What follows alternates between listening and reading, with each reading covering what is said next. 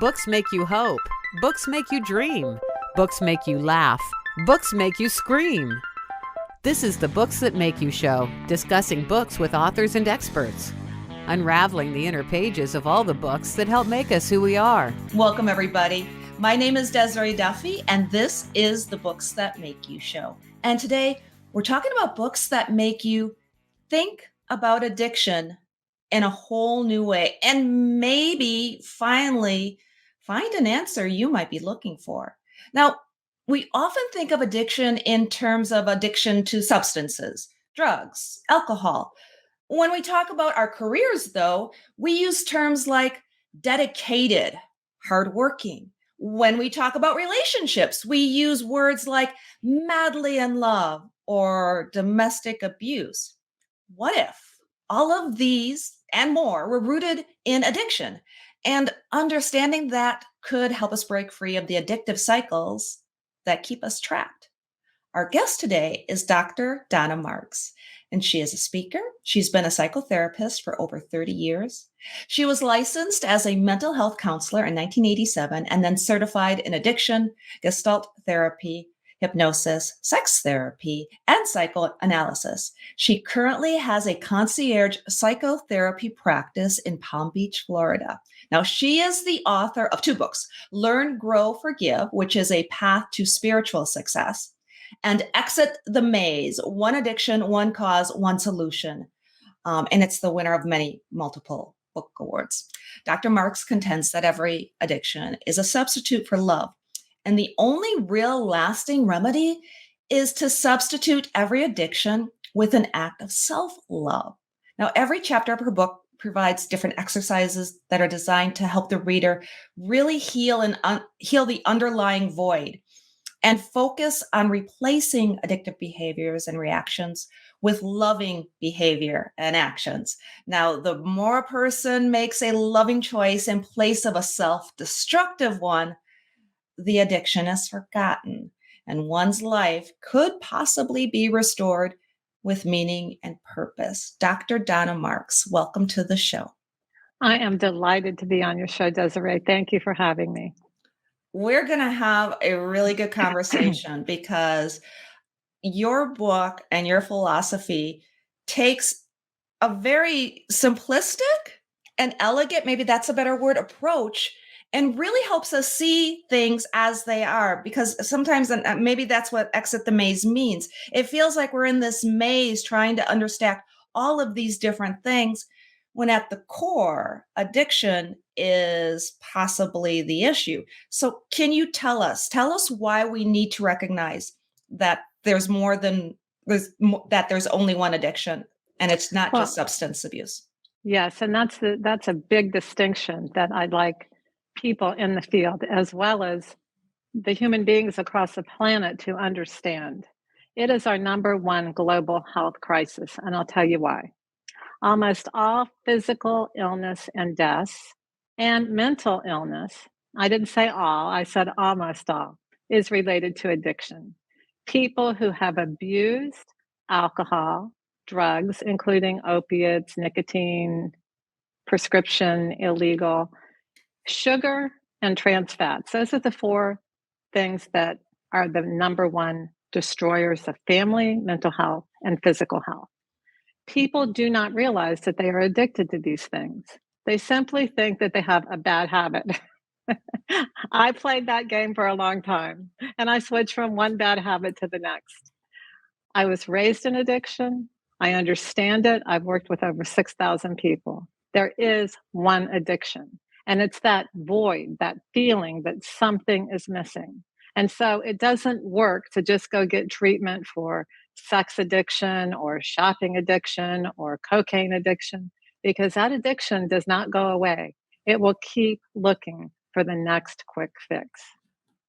And you talk about these habits transferring from one to the next. Can you talk about how that happens? For example, let's say someone quits smoking, they start eating.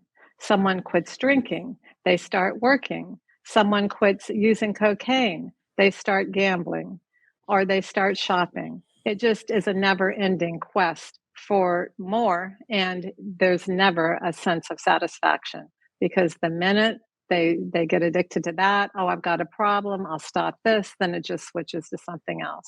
It's what I refer to in my book as a game of whack-a-mole. Where is where you have all those cups, and where is the little item hiding under all those cups? It's hiding inside of us. There's this sense, this void, what I call the invisible hole in my book. And it's Mhm. constantly searching, but never finding the next quick fix. And does this lead into why they're potentially all deadly? Because one wouldn't think that a shopping addiction could be deadly. You might, break your bank account, but it's not going to kill you. Can you talk about that a little bit? Well, I didn't say they're all physically deadly.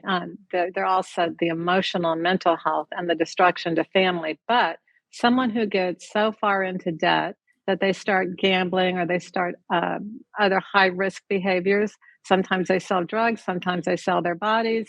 They have secret lives. There's all kinds of things. And the stress involved in trying to juggle finances when someone is out of control financially can lead to heart attack, stroke, and things like that. In terms of the four main killers, which are the alcohol, drugs, sugar, and trans fats, these things are the leading causes of heart attack, cancer, stroke, diabetes too, and lung disease. Can we go into addictive relationships a little bit and domestic violence and things like that? Because you hear that a lot too. When somebody's addicted to something, they'll take it out on the ones that are around them, the ones they love. Well, it's not so much that someone's trying to take it out on the ones they love. They've lost their minds, and so their behavior is insane. And once you're, by the way, I don't believe that addiction is a brain disease that we're born with. That just doesn't make any logical sense to me. There's no gene that says you have to drink, you have to smoke, you have to gamble, you have to be addicted to sex. There's no gene that says that. Now, you might be predisposed if it's in your family, but I believe that what happens with addiction is that your brain does become disordered, but it can heal. But that's a whole nother topic, and maybe we'll have time to go into that later. Love and sex addiction is no different than any other addiction, because what happens is the person is still getting high. They get Mhm. high from the intensity of the relationship. They have these very strong physical and sexual attractions. And when they first meet, they get high. And this can happen in any relationship, by the way, that new endorphin rush. Some of that's normal and healthy, but what happens for the addict like myself is that, after about 6 months, it wears off and you need the next quick fix. So what happens here in domestic violence is a little bit different in that people become violent, usually because there's also a substance abuse problem in there, or we're raised with it. Both people were raised with it. So that's what I call the template. That's what's normal for them: yelling, screaming, attacking, abusing each other, hurting each other, harming each other. And it escalates because what happens is, they're together, they're madly in love, they're, you and me against the world. And then when that lasts, they call that the honeymoon effect. And when that goes away, then there's that feeling of frustration, and then they'll start fights with each other. Then there's the breakup, and then there's the reconciliation. So it just gets worse and worse and worse as time goes on, like any addiction. It's no different than any other addiction.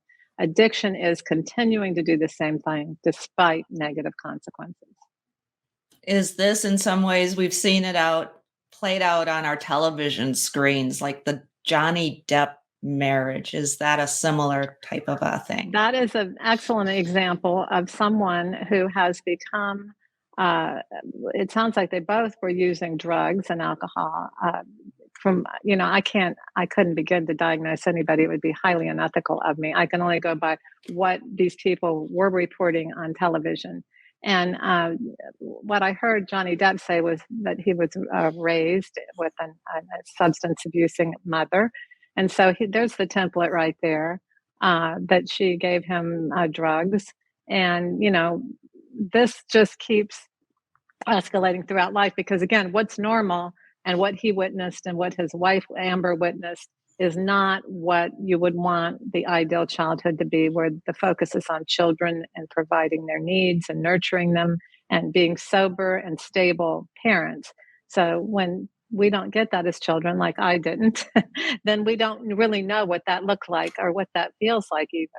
And so celebrities have a very difficult time because they are insulated by enablers who want to protect them, want to buffer them from the consequences of their actions, and are afraid to be. It's hard enough confronting someone with an addiction, but when you have a celebrity and people are dependent on that person continuing to produce and keeping an image, it's even worse. And this is really unfortunate. In my concierge practice, I see this a lot where they're hearing for the first time that they know you're in denial. You do have a substance abuse disorder or a love addiction disorder or a gambling disorder or whatever the case may be.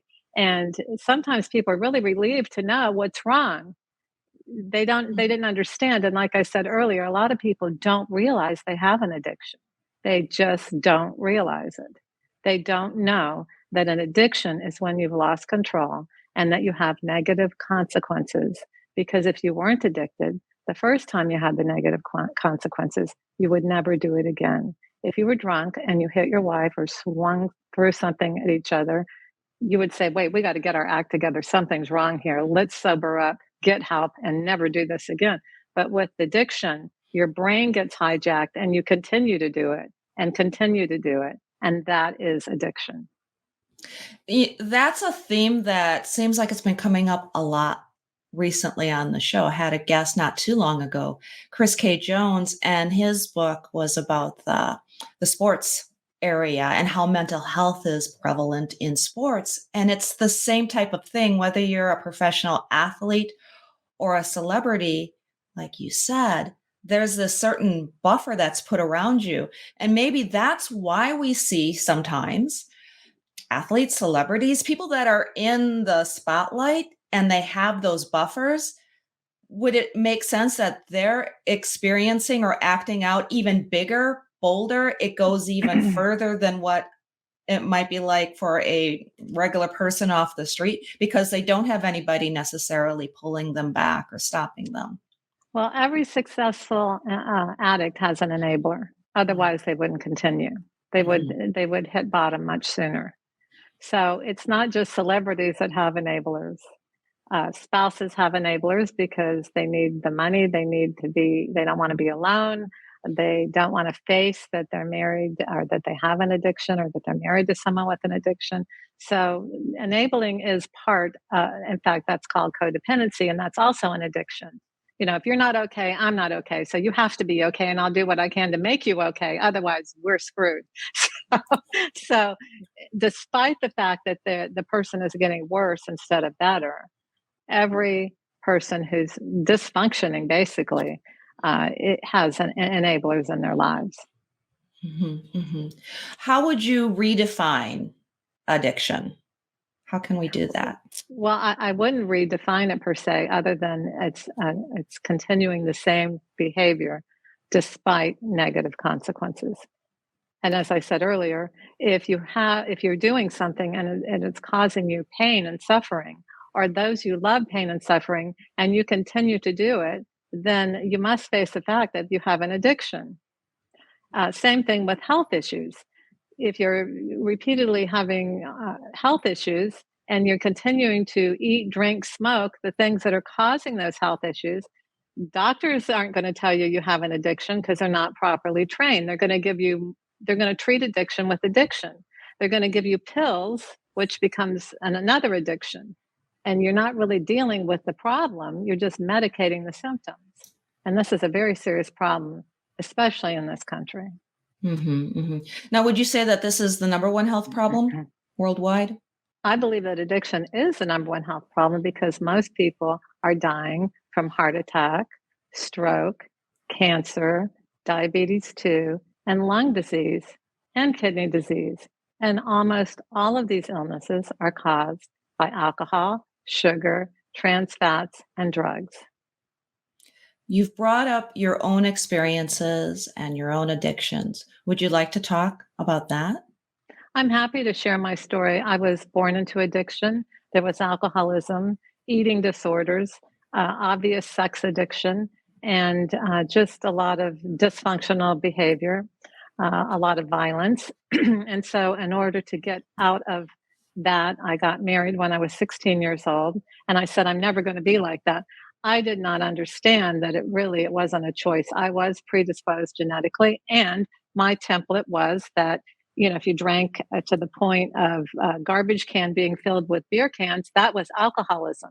So many people have the wrong concept of addiction. They think it's the people that are camped out in the park. Now, it's most people are camped out in their own homes and they're highly functioning. And they keep functioning until the machine breaks, the brain or the body. And so for me, I was fortunate to get into recovery the first time when I was very young and had a lot of sobriety for many years. I did everything I was told. I did stay sober, but there was that element missing. And this is why it's so important to recognize the one addiction. I quit drinking and then I started working. I quit smoking and then I started eating. So to stop eating, I did compulsive marathons and long distance bicycling. And, some of this is healthy, but it was to an extreme. And so it just kept switching from one addiction to another. And ultimately, I did relapse. When I relapsed, I realized that the missing element was that I did not love myself. And it was made very clear to me. I always had a connection spiritually, even as a little girl. And that voice, when I would ask for help, it would help me. And when I was very, very upset when I relapsed, and I was screaming at God one night, why don't you love me? I've done everything to try and be a good person. It was crystal clear to me. You're the one who doesn't love yourself. And I was like, well, what does that mean? What does that mean? And it was the beginning of a quest and a mission that we must learn how to love ourselves. We think we do. I was confused. I was thinking that exercising and this and that and da da da da da was loving myself, but I was confusing the high that I was getting with love. I love chocolate. I love this. I love that. But really, I love the way it makes me feel. So I had to learn how to feel good about myself for the sake of feeling good about myself. And then I help other people. We break it down into how you treat your body as a holy temple, how you treat yourself emotionally, how you interact, having a support system, having some type of higher power. I don't care what it is, as long as it gets you connected to that part of yourself that is your higher consciousness. And so I can't go into all the details in this show, but I literally teach people how to love themselves because children who are raised with loving parents know how to do this automatically. They have structure, they value themselves, they don't repeatedly subject themselves to deadly and painful experiences like those of us who weren't raised that way. And so we have to learn how to do that as human beings, that we need to be our own physicians. We need to listen to our bodies. We need to listen to our hearts and minds and learn how to love ourselves like we were intended to do. And once we do that, no one will love you more than you love yourself. Then you can love other people and be loved. And then you feel connected. And then you have a mission and purpose. And I never even think about any addictions anymore because I'm too busy enjoying my life. Oh, that's amazing. And you have two books. So we're here talking about Exit the Maze, but is a lot of what you're talking about the spiritual elements of that in the first book as well, the Learn, Grow, Forgive, A Path to Yes. Spiritual Success. Yeah.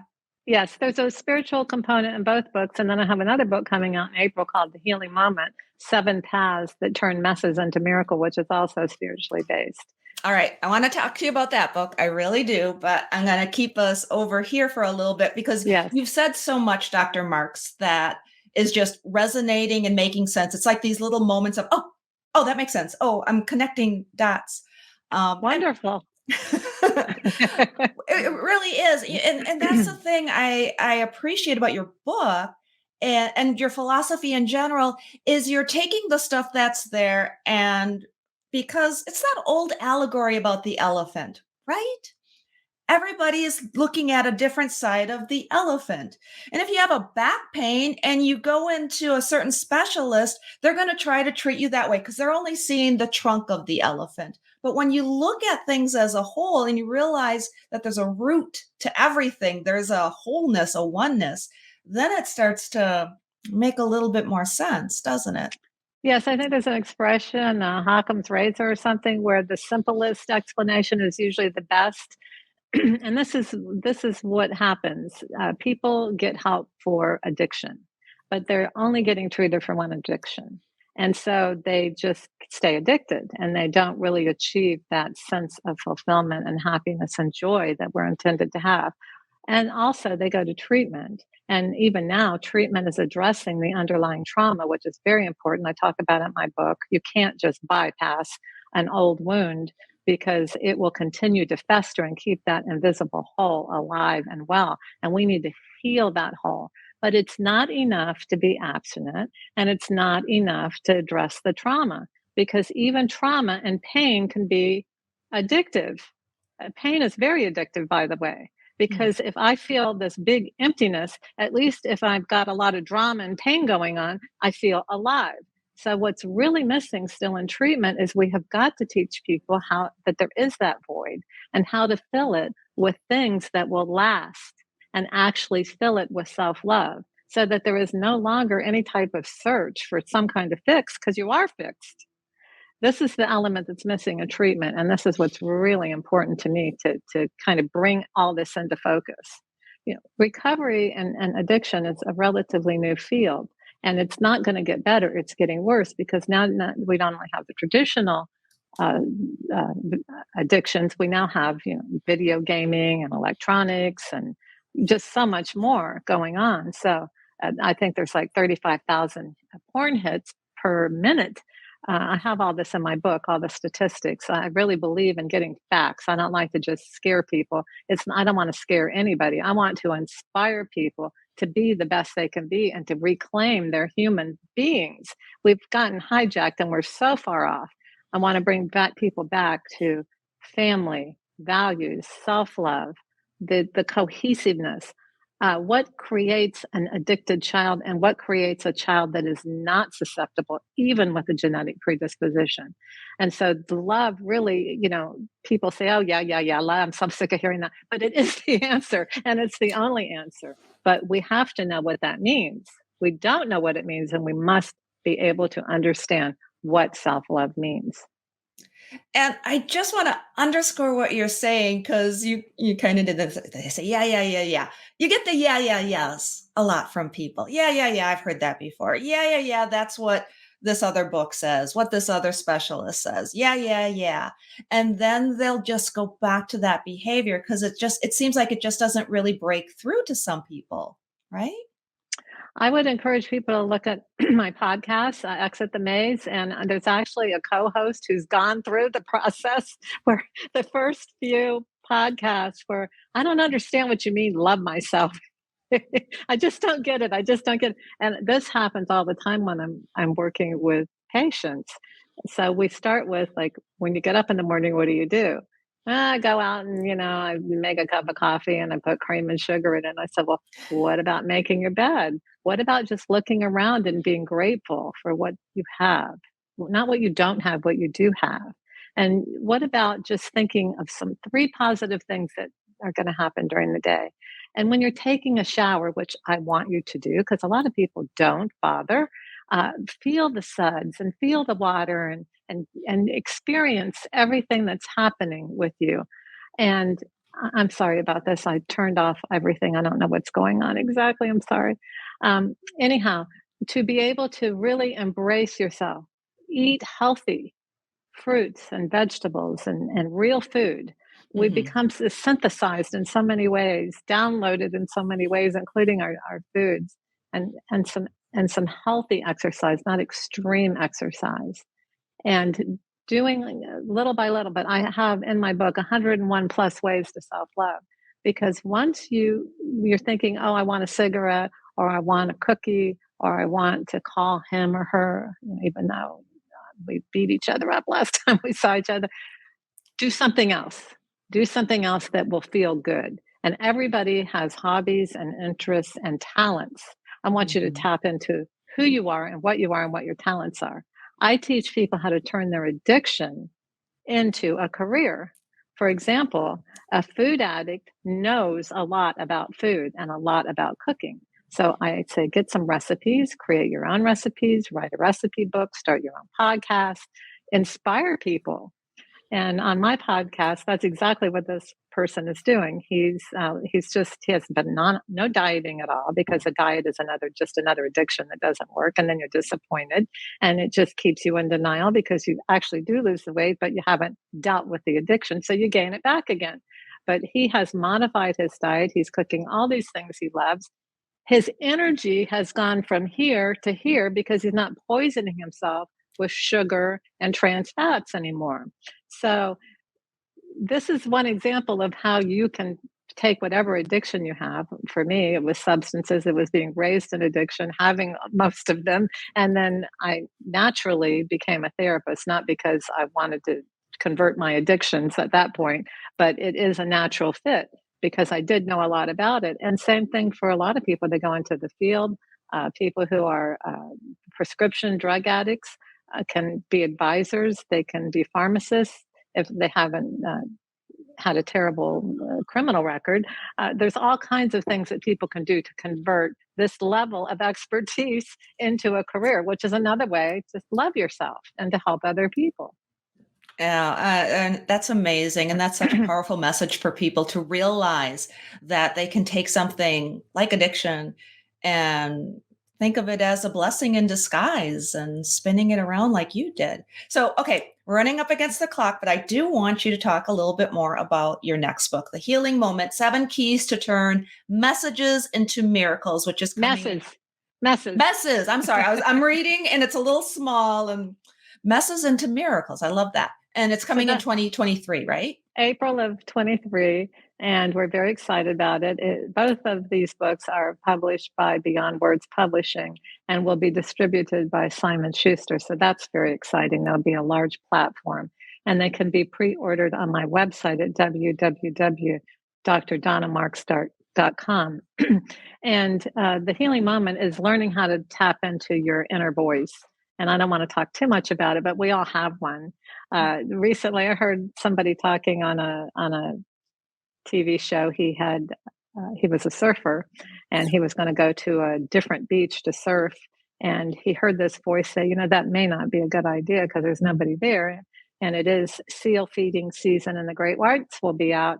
And he said, I'll be fine. I've been doing this for 25 years. I know what I'm doing. And he gets to the beach, and again, he hears that voice say, this may not be a good idea since you're alone out here.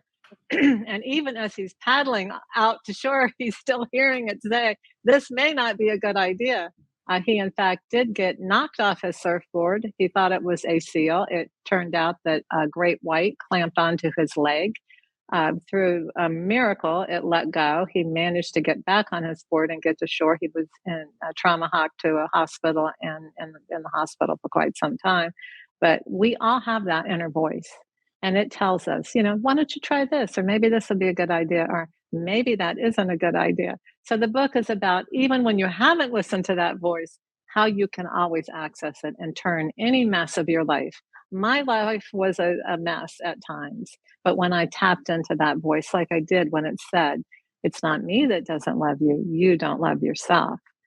All of that turned into the miracle of exiting the maze, the miracle of understanding why there's one addiction, and the miracle of how to love myself and how to love yourself. And that's really why we're here. We're here to love, to be loved, to share and receive, and to give to one another.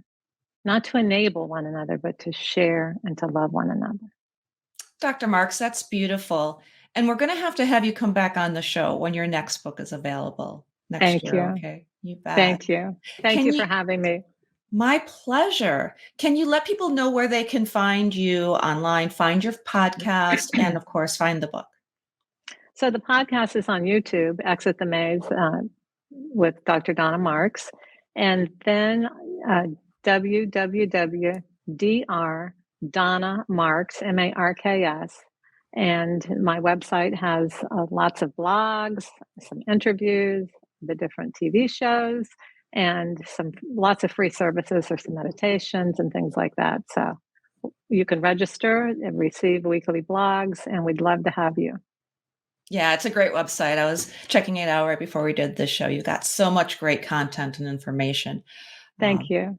Very well done.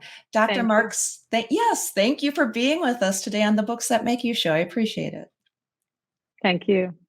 And for everyone else, you can find out more about us on our website. It's booksthatmakeyou.com. You can follow us on Facebook, Instagram, Twitter, and yes, we are on YouTube as well. So if you're listening to this show somewhere, you ever want to check out the video behind it, well, go to the Books That Make You channel, and you can find all of our shows there. Also, don't forget to subscribe to our Webby Award-winning newsletter from Books That Make You. You can find that on the website as well. Until next time, all of my bookish buddies, please enjoy all of the books that make you exactly who you are. The host and executive producer of the Books That Make You show is Desiree Duffy. Sound mastering and engineering by Dave Napox.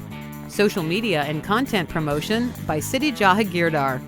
Copywriting and editing by Mike Robinson. The Books That Make You show is an award-winning podcast produced by Black Chateau Enterprises.